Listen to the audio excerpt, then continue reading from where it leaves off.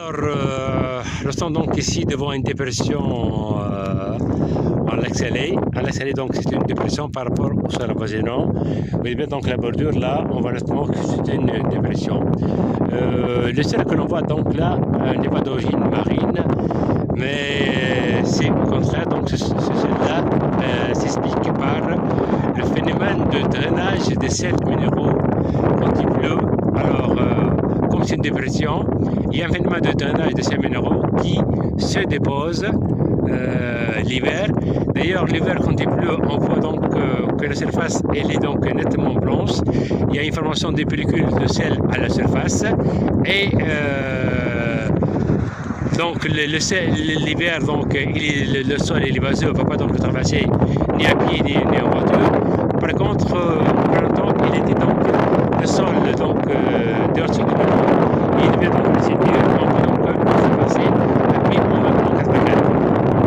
Alors, justement, je vais dire qu'il y a un phénomène de sédimentation de sels minéraux au fil des siècles, ce qui a donné naissance à une pellicule de sel donc au niveau de la surface. Et puis, il faut pas oublier qu'il y a une double alimentation en eau, parce que donc il y a aussi la nappe phréatique en bas qui alimente elle aussi donc la surface, ce qui fait donc s'attend donc devant une pellicule de sel, puis une couche d'argile et une couche de gypse.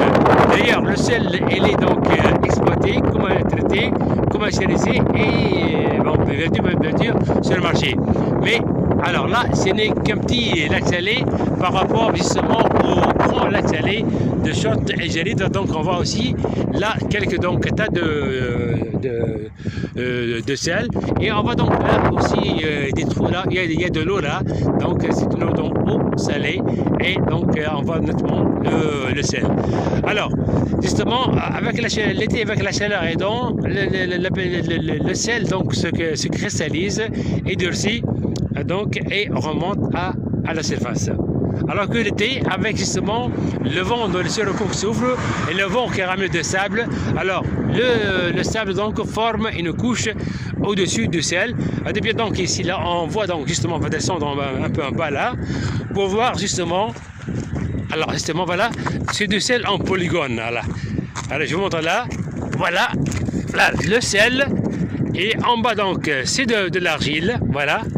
Alors, avec la chaleur donc de l'été, justement, la force solaire crée justement cet écartement du sel en forme de polygone.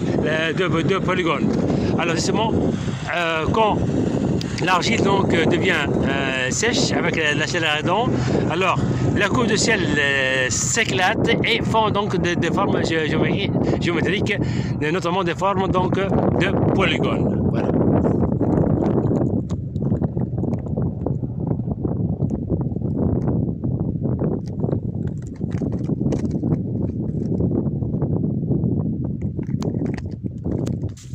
C'est bon?